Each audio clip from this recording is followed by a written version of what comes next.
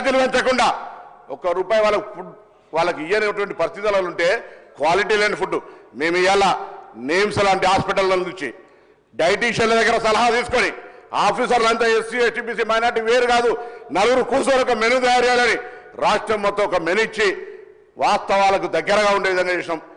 గుడ్డ ₹5 ఉంటే ₹3 మీరు టెండర్ ఇస్తారు. ఓ పద్ధతి లేదు. సప్లై ఏమవుతుందో తెలియదు. ఇవాళ మీరు బట్ట కాల్చి మీద వారేసి విద్యార్థుల పేరు రాజకీయం చేస్తారు. మా ప్రభుత్వాలు అడిగింది మీరు ఎప్పుడైనా మీ పార్టీ తరఫున సంబంధిత శాఖ మంత్రిగా ప్రభుత్వానికి ఈ అంశాలను సరిచేయండి మేము చేయంగా కొన్ని మిగిలిని అని ఎప్పుడన్నా సూచన చేసి అధ్యక్ష రాజకీయం చేద్దంటారు. వారు రాజకీయం చేసుకుంటూ దీని వెనుక కుట్రకోణంగా ఉన్నటువంటి పరిస్థితి. నిన్న కూడా శాసనమండలి చర్చ జరిగింది. కొంతమంది గతంలో తిష్ట వేసుకొని కూర్చున్నటువంటి వాళ్ళు ఇలా సంస్థకు చెడ్డ పేరు చేయడం ద్వారా ప్రభుత్వానికి చెడ్డ పేరు తెచ్చేటువంటి కుట్ర జరుగుతోంది అనేటువంటి అంశాన్ని కూడా మీ ద్వారా సభ దృష్టికి తీసుకొస్తున్నాం. ఏం మాట్లాడుతూ ఉన్నారు?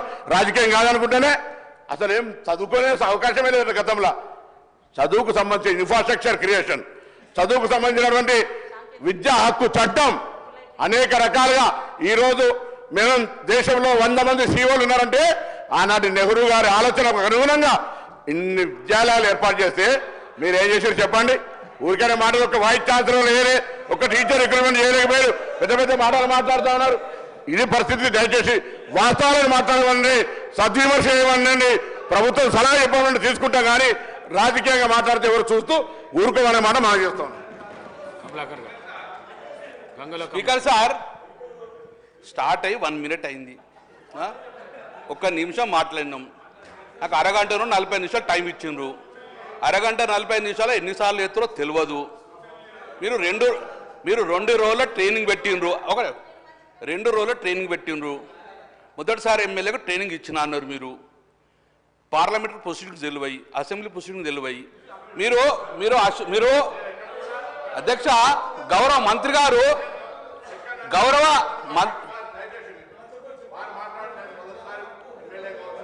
నాకు సంస్కారం ఉంది. నాకు నేను ఎక్కడ కూడా అన్పార్లమెంట్ దయచేసి అసెంబ్లీ అఫేర్ మినిస్టర్ కూడా రిక్వెస్ట్ చేస్తాను. నేను ఎక్కడైనా పొరపాటు మాట్లాడి మీరు సభాధిపతి నిర్ణయం తీసుకోవచ్చు, నన్ను బయటకు కూడా పంపండి. వారు మాట్లాడింది నన్ను ఆ ఉద్దేశంగా మాట్లాడితే మొదటిసారి ఎమ్మెల్యేకి ఏం తెలియదు అన్నట్ట, అజ్ఞానంలో అన్నట్ట, జ్ఞానం లేదన్నట్టుగా ట్రైనింగ్ రాని మీరు ట్రైనింగ్ రాకుండా మీరు మాట్లాడుతున్నారా? ఇలా ఏం మాట్లాడుతున్నారు అధ్యక్ష? మొదటిసారి ఎమ్మెల్యేకి ఏమైతే అరే పార్లమెంట్ మెంబర్ చేసిన తెలంగాణ కోసం కొట్టాడినా నీ లెక్క నీ నాయకుడు ఉన్నాడు చేరు పటాకు కుక్క పటకా నన్నలే మిమ్మల్ని అన్నాడు తెలంగాణ చౌకుల తెలంగాణ ఉద్యోగుల పార్టీ మారి నువ్వు ఇట్లా మాట్లాడితే అధ్యక్ష రాసారి ఎన్నికలు అవుతుంది. నేను నా పార్టీ నా కన్నతల్ల లాంటి పార్టీ కష్టాలు ఎవరు చెప్పినా పార్టీ మారలే. మీరు పార్టీ మారేసి నేను 3 సార్లు ఎలక్ట్ అయినా గొప్పడు అయితే ఎట్లా? ఏ పర్సనల్ ఇష్యూ నా గురించి మాట్లాడు. మీరు పర్సనల్ నువ్వు కూడా మొదటిసారి అయినావు. ఆ మాట మాట్లాడడం తప్పు. మొదటిసారి ఎమ్మెల్యే అనేటువంటి మాట దయచేసి అధ్యక్ష అది వాపసు ఇవ్వాలి, రికార్డులో తొలగించాలి. నేను మొదటిసారి ఎమ్మెల్యే అయినంత మాత్రాన ఎక్కడైనా అన్పార్లమెంటరీ ఒక మాట పొరపాటు మాట్లాడితే నాకు ఏ శిక్ష అనుకుని దయచేసి ఇది మీరు నిర్ణయం చేసేది నేను కోరుతా ఉన్నా. నేను గౌరవ సభ్యులు కమలాకర్ గారికి తెలియదు కాదు అధ్యక్ష, మొదటిసారి అయినా 2 సార్లు అయినా 3వ సారి అయినా సభా సాంప్రదాయాలకు సంబంధించి గౌరవ సభ్యుడై రెండవది 2 రోజుల పాటు శిక్షణ పొందడం అనేది వారు రాలే అధ్యక్ష.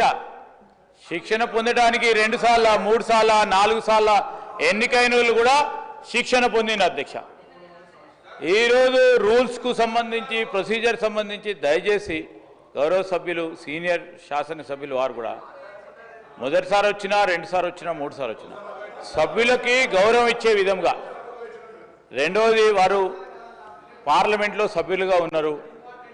ఈరోజు వారు అక్కడ సభ్యులుగా ఉన్నారు, ఇక్కడ సభ్యులు ఉన్నారు. దయచేసి వారు కోరుతా ఉన్నాను, please restrict your conversation to the topic. వారు ఏం మాట్లాడారు అధ్యక్ష?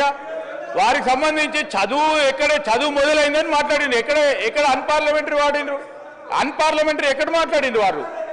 అన్పార్లమెంటరీ మాట్లాడితే speaker sir, my point is honourable మెంబర్ని కోరుతా ఉన్నాము, సబ్జెక్టు మీరు మాకు చాలా దగ్గర సబ్జెక్ట్ అది ఎడ్యుకేషన్ అనేది మా ప్రభుత్వానికి. మీ ప్రభుత్వం విస్మరించింది, అది పక్కన పెట్టండి. మా ప్రభుత్వానికి చాలా చాలా దగ్గర సబ్జెక్ట్, విద్యార్థులకు సంబంధించిన సబ్జెక్ట్ అది. మంచి సూచనలు ఇవ్వండి, సలహాలు ఇవ్వండి. మేము సంవత్సరం అయింది, ఇంకా మెరుగైన కార్యక్రమాలు చేయాలి, ఈ విధంగా చేయాలి, మీకు గొప్ప అనుభవం ఉంది,